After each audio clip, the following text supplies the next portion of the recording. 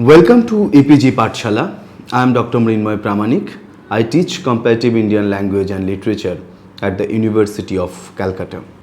Today we will discuss a module from Indian aesthetics paper, and this module is on Tagore and his contribution to Indian aesthetics.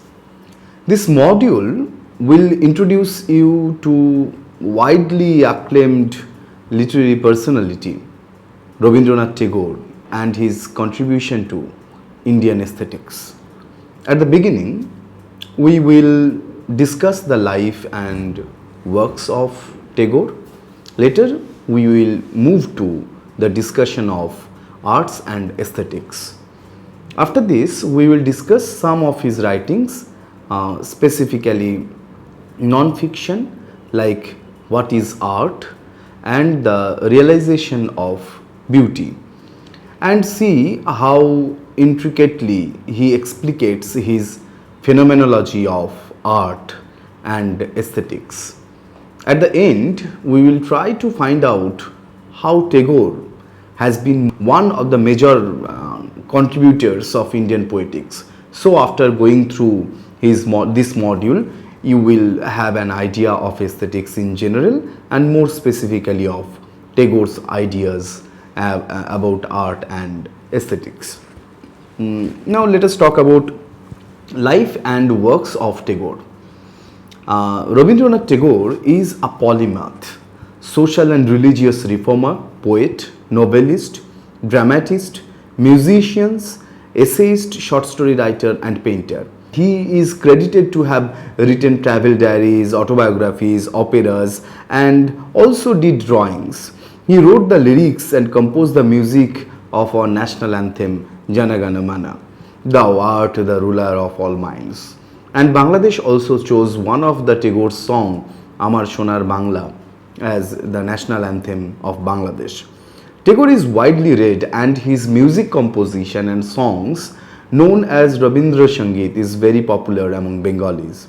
Tagore explored all the literary genres, but he is primarily known as a poet. Rabindranath Tagore, Kavi Rabindranath Tagore, Sir Rabindranath Tagore, Vishwa Kavi, Nobel laureate in literature 1913, also known as Gurudev. He was born in 7th May 1861 in the Tagore family. He was the 14th child of Debendranath Tagore and Saroda Devi. Tagores were wealthy landlords. Dwarkanath Tagore, Tagore's grandfather, was a social reformer. The family has produced many successful writers, musicians, civil servants, etc. Tagore's father, Debendranath Tagore, was a social reformer and who advocated Brahmo Samaj, a social and religious movement. Later, Tagore also upheld the vision. Rabindranath Tagore spent his early life within the boundaries of his family estate. He could not adjust to the formal education system. He was tutored at home where he learned science, mathematics, history, arts, etc. Tagore began to write poetry at very early age under the pseudonym of Bhanu Singho, and some he wrote anonymously. Later he regularly began to write for magazines like Bolaka and Bharati. His first collection of poetry, Kabi Kahini, Tale of a Poet, was published in 1878.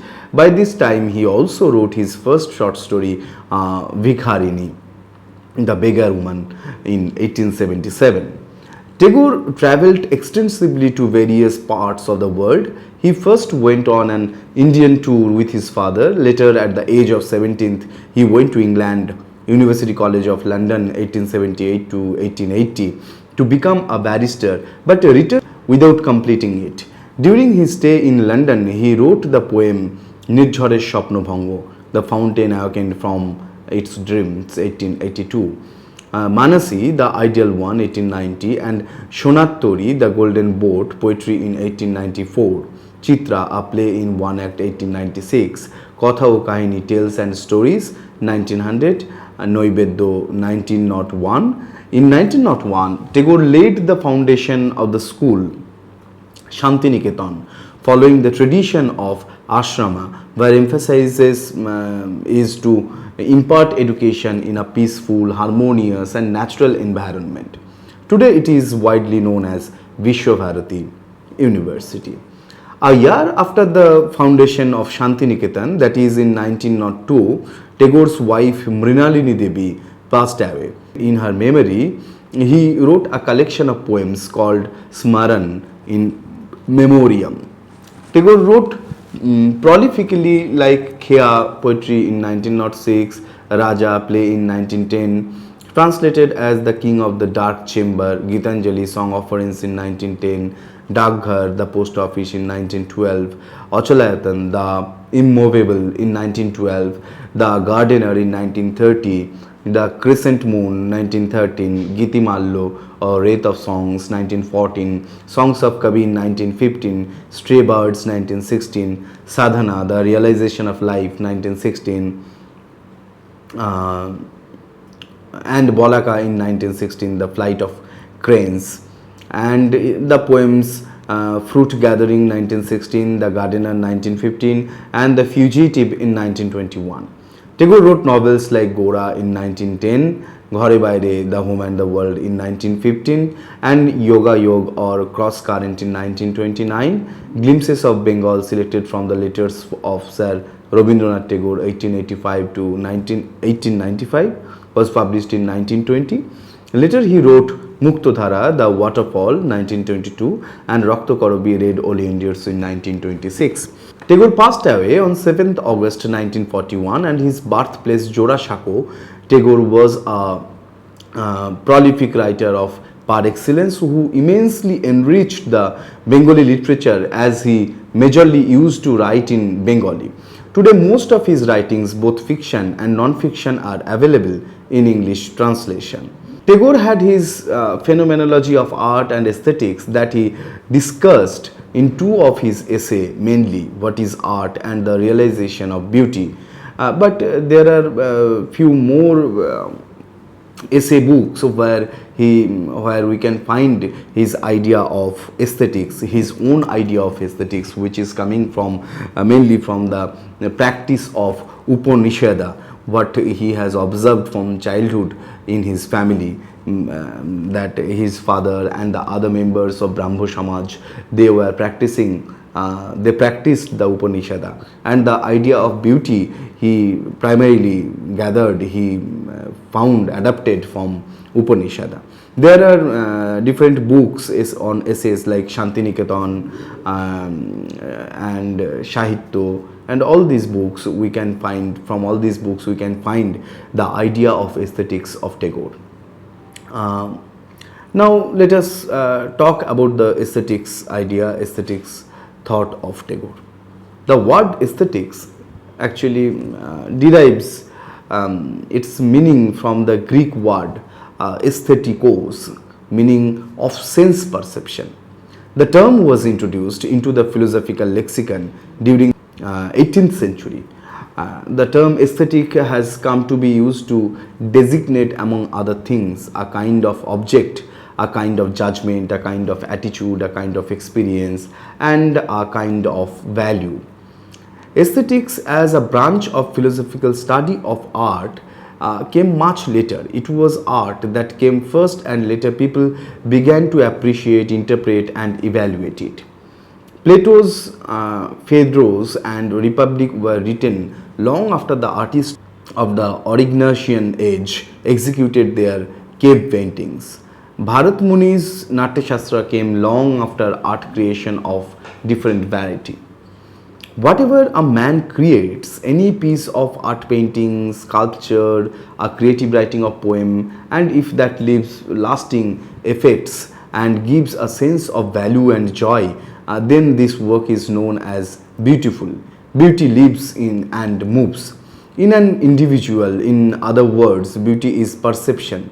Everything that is created causes feelings of pleasure, sensual and spiritual, but it is all perception. It is the perception of an individual that creates emotions in him. In other words, emotions play a significant role in aesthetics. That is, in appreciating beauty. For example, beauty is expressed through an object and This object could be either a human being or an idea of season or anything that pleases an individual. The moment one looks at it or feels it in abstract sense, then emotion awakens. It also comes to mean that aesthetic emotions can be satisfied only in the imagination. In common terminology, aesthetics is the study of sense which later began to critically raise serious philosophical questions and thoughts about art, culture, and nature. Aesthetics is the study that not only appreciates beauty but also gives new interpretation to it. Nevertheless, aesthetics is an integral part of our daily life. It is difficult to say whether one understands and appreciates art fully or learn to do so. However, we encounter artistic creation and perceive them as it pleases us. Art and aesthetics. Art and aesthetics are two different terminologies. Art is a creation. Aesthetics, as a branch of philosophy of art, investigates, evaluates, and interprets art. Art is an objective, whereas aesthetics is subjective.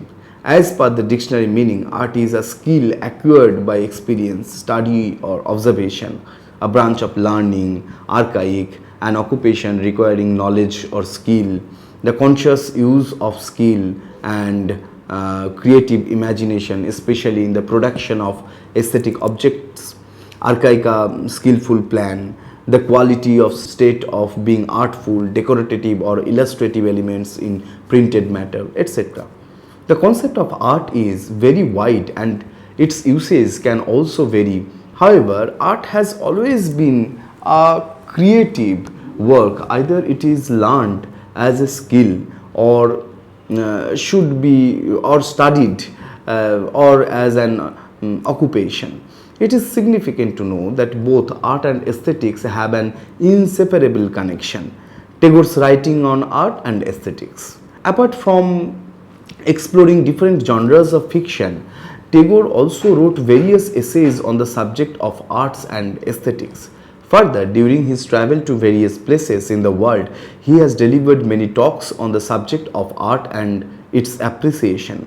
His Vichitra Prabandho 1907 contains important essays like Shondarjo Sambandho and Kabber Tatparjo, Shondarjo Sambandhe Santosh, Sahityer Tatparjo. Many of the English essays are lectures he delivered at UK and US during his visits there.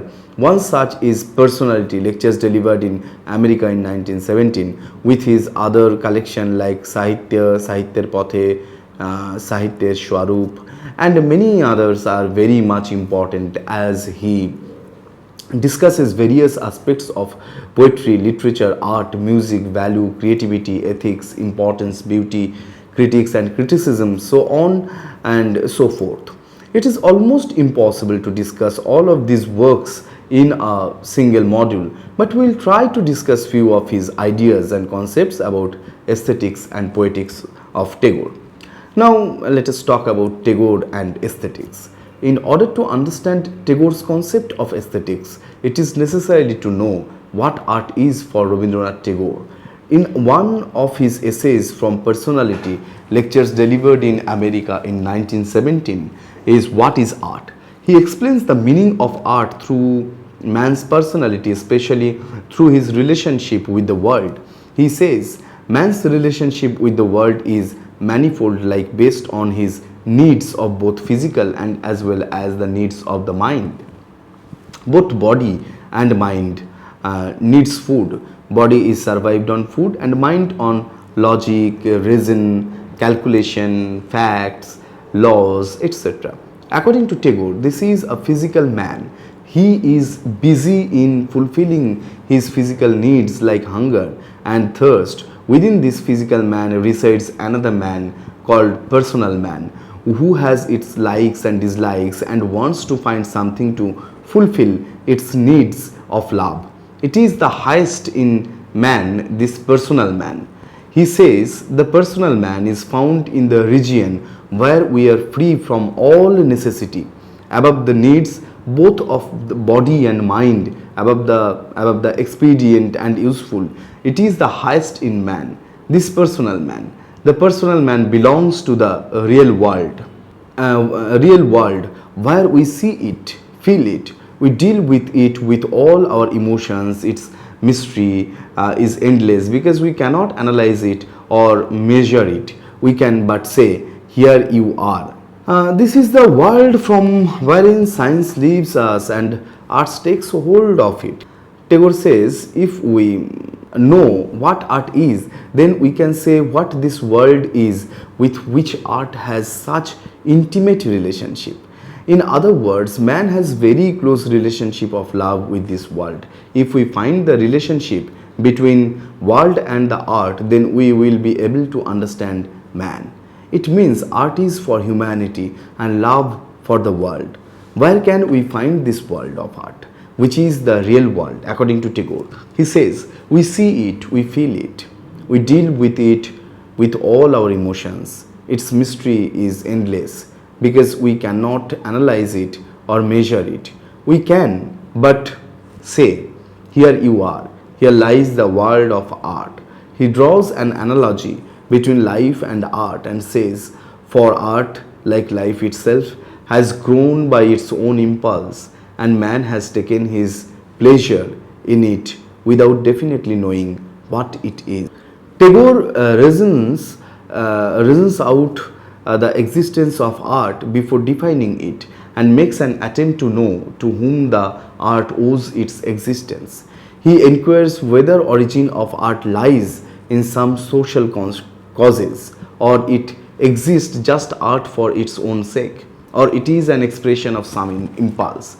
He then spells the reasons of art being in our lives, comparing the life of man and animal. He says animal is bound within the limits of its needs, but man, Tagore says, he earns a great deal more than he is absolutely compelled to spend. Here he is referring to the man's emotional and physical energy. It is the energy from where this science, philosophy and art come. Tagore avers man has a fund of emotional energy which is not all occupied with his self-preservation. This surplus seeks its outlet in the creation of art, for man's civilization is built upon his surplus. The surplus energy that man has and gain seeks a passage to exist. If man withholds this surplus energy, it is harmful to him. Thus man finds an outlet for its release. It is through art the surplus energy is released. Thus art is not just an object, but one finds emotions and expressions in it. In other words, man reveals himself through his art. As Tagore says, man reveals himself and not his objects. He says mere gathering of information does not make a man fully himself. This information does not reveal his true and organic self, who has the inherent power to select things from his surroundings in order to make them his own. He not merely piles up things outside him, but creates himself. He further says, when we experience anything aesthetically, we do not see only that object. A sweet song confers dignity on land, sea and sky, on the whole of existence. Great poets have taken upon themselves the task of proclaiming the glory of all that exists.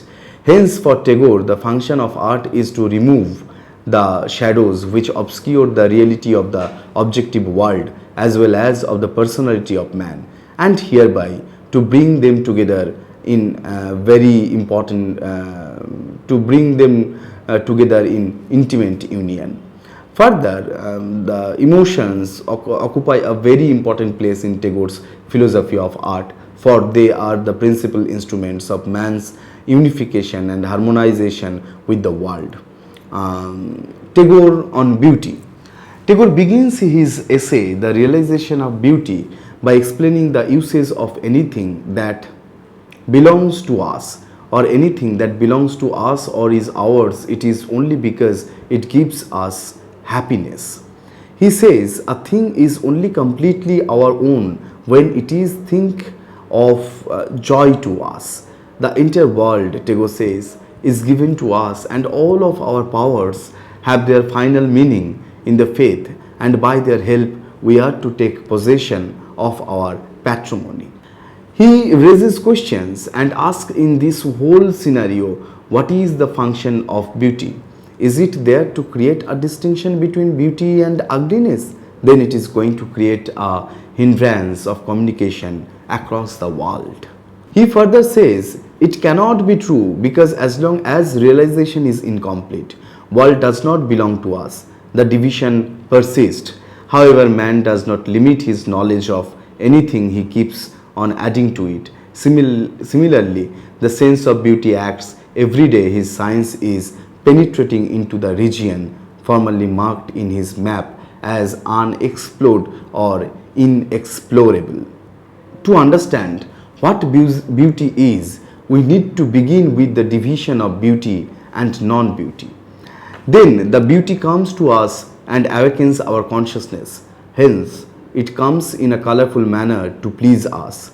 Gradually, when our consciousness to understand beauty increases, then there is no discordant remains. Similar is the case of aesthetics. When we begin to recognize beauty easily in everything that is great and small, then we find it more in the unassuming harmony of common objects than in things startling in their singularity. In our perception, it is we who have this ugliness inside of us, otherwise everything that universe has is beautiful and pleasing. Now let us conclude our discussion. According to Tagore, beauty, perception, emotion, imagination and wholeness are the basic concepts of art and aesthetics.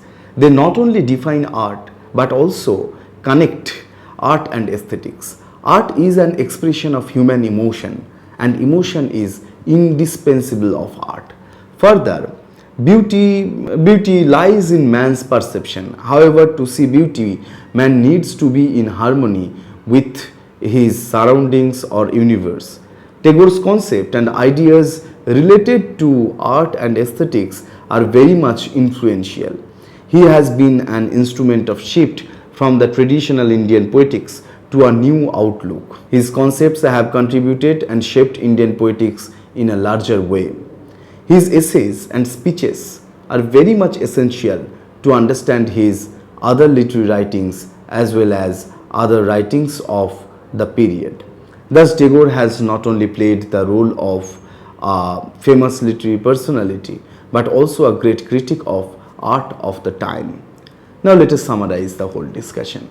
In this module, you are introduced to the subject of aesthetics, more specifically of Tagore and his contribution to Indian aesthetics. In this module, we have presented life and writings of Tagore, further definitions and meanings of art and aesthetics and so on. Further, we have discussed Tagore's concept of art and aesthetics and how he has written on these matters. For more on this module, please find the e-text and learn more and self-assessment sections, and you can find all the details in e-text. Thank you.